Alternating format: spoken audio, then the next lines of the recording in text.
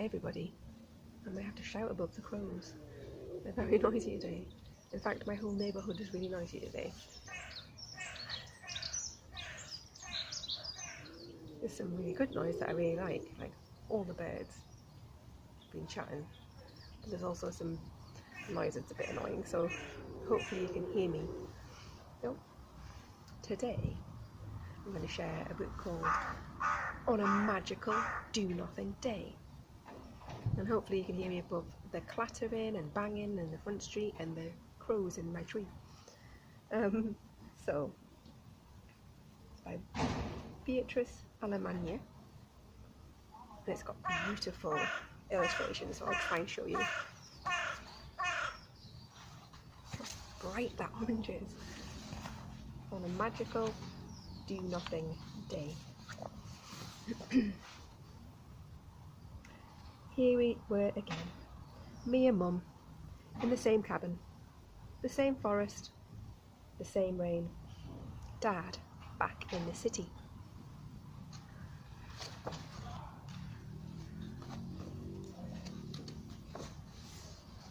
Mum sat at her desk, quietly writing, while I destroyed Martians.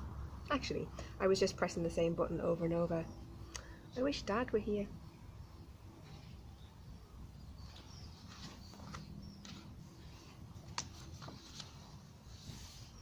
What about a break from your game? Mum growled. Is this going to be another day of doing nothing? She was right. There was nothing I wanted to do, except destroy Martians. She took the game out of my hands and hid it, as usual. I found it, as usual, and went outside, where it felt like everything in our garden was hiding from the rain. I held my game tightly. Maybe it would protect me from this boring, wet place.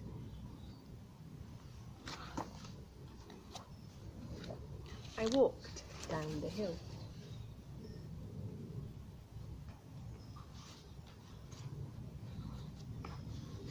At the bottom of our path, I saw some flat rocks in the pond. The rocks were round, like the heads of Martians. I decided to jump on them and crush them.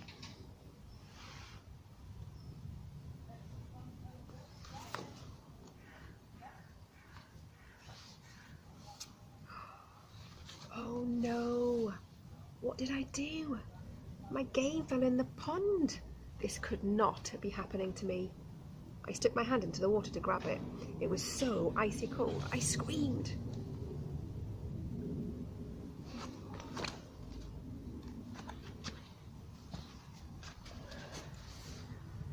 Without my game, I had nothing to do. The rain was so hard, it felt like rocks hitting me. I was a small tree caught in a hurricane.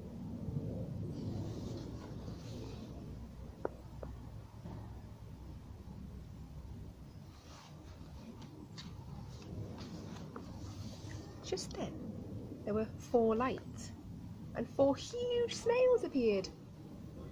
Is there anything to do around here? I asked them. Yes, indeed, they told me. I reached out and touched their antennae. They were as soft as jelly. It made me smile.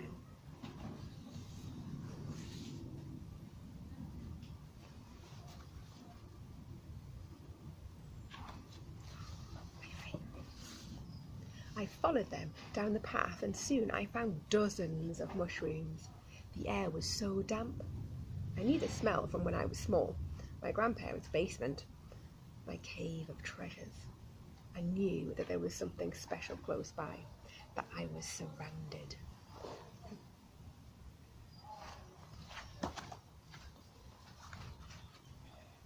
I bent down and dug my fingers into the mud, where 1,000 seeds and pellets, kernels, grains, roots and berries touched my fingers and hands.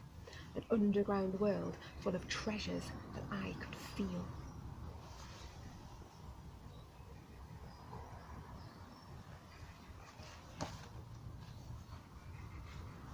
I looked up at the sky. Sunbeams fell down through a giant sieve and blinded me. I thought I heard the beat of drums from far away, but it was just my heart.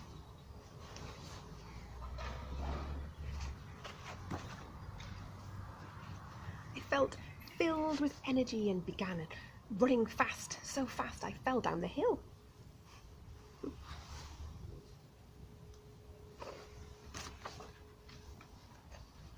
And there, at the bottom, everything was turned upside down. The whole world seemed brand new, as if it had just been created right in front of me.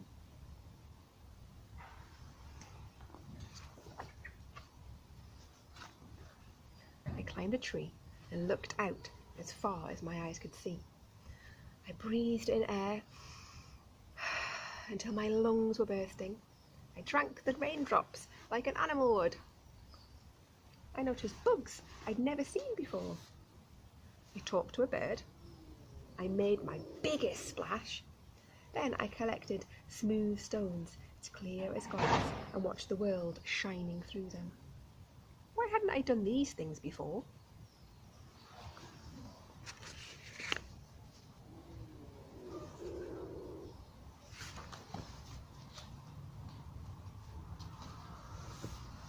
Soaked to the bone, I ran inside the house, took off my coat and looked in the mirror. Oh, I thought I saw my dad smiling at me.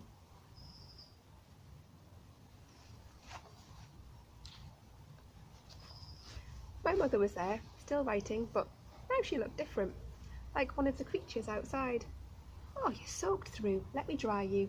She took a towel and we went to the kitchen. I felt like giving her a big hug. I wanted to tell her what I had seen, felt and tasted outside in the world. But I didn't. We just sat in the kitchen, looked at each other and breathed in the delicious smell of our hot chocolate. That's it. That's all we did on this magical do-nothing day.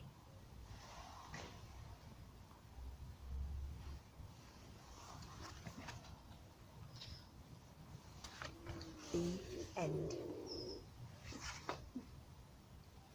It's one of my favourite kinds of days. A magical do-nothing day where you explore and find so much more than you ever thought you could. Just by looking and taking time and going down to the ground and searching. See what you can spot outdoors today.